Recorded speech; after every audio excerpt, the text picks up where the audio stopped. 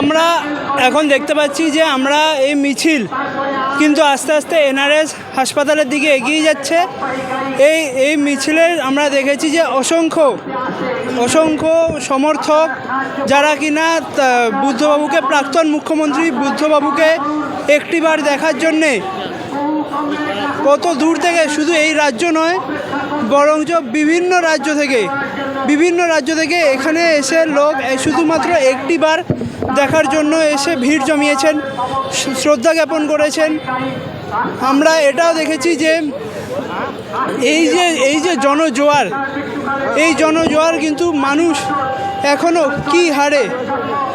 কী হারে বুদ্ধবাবুর প্রতি শ্রদ্ধা আছেন, বুদ্ধবাবুকে কী হারে ভালোবাসেন। বাম ইতিমুহূর্তে রাজ্য থেকে শূন্য হয়ে গেলেও বুদ্ধবাবু কিন্তু এখনও মানুষের মনে রয়ে গেছেন।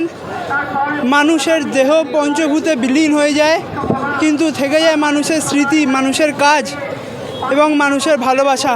এবং সেই ভালোবাসায় আমার বলার অপেক্ষা রাখে না, সেই ভালোবাসাই দেখা যাচ্ছে যে প্রতিটা সমর্থকের কী হারে ভালোবাসা বুদ্ধবাবুর প্রতি, কী হারে তারা এত ভিড় উপেক্ষা করে দীর্ঘক্ষণ এই গরমে দাঁড়িয়ে তারা তাকে শেষবারের মতো শ্রদ্ধা জ্ঞাপন করলেন।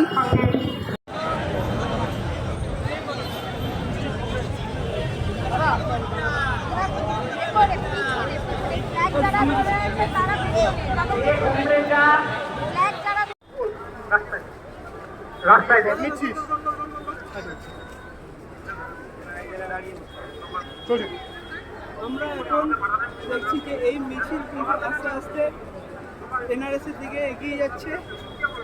আমরা দেখেছি যে মানুষের বুদ্ধবাবুর প্রতি হ্যাঁ, সে শ্রদ্ধা জানানো হচ্ছে শুধু পার্টির তরফ থেকে নয়,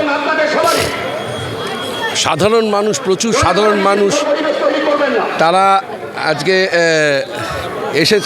আসছেন। তার কারণ তারা বুঝতে পেরেছেন 13 বছর প্রত্যক্ষ রাজনীতিতে উনি ছিলেন না, কিন্তু 13 বছর ধরে এবং 13 বছরের আগে ওনাকে কিভাবে অপমান করা হয়েছে, পশ্চিমবাংলাকে কিভাবে অপমান করা হয়েছে এবং পশ্চিমবঙ্গকে কিভাবে ধ্বংস করা হয়েছে, আজকে পশ্চিমবাংলার মানুষেরা বুঝতে পারছেন, সেই জন্যই রাস্তায় এসে দাঁড়াচ্ছে। আমি পূর্ণদাস বাউল আমার গান শোনার জন্য উনি আমাকে বহরমপুরে, মুর্শিদাবাদে, তারপরে বীরভূমে একটা স্টেশনে আমাকে গান শোনাবার জন্য ডাকলেন।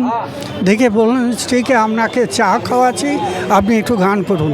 বলে না আমি মাধবপুরীতে এসছি, আমাকে তো এরমভাবে সময় নষ্ট করতে পারি না, কেন এইটা আমি সেই সময় খুব কষ্ট করে ঘুরছি, নানা জায়গায় ঘুরছি।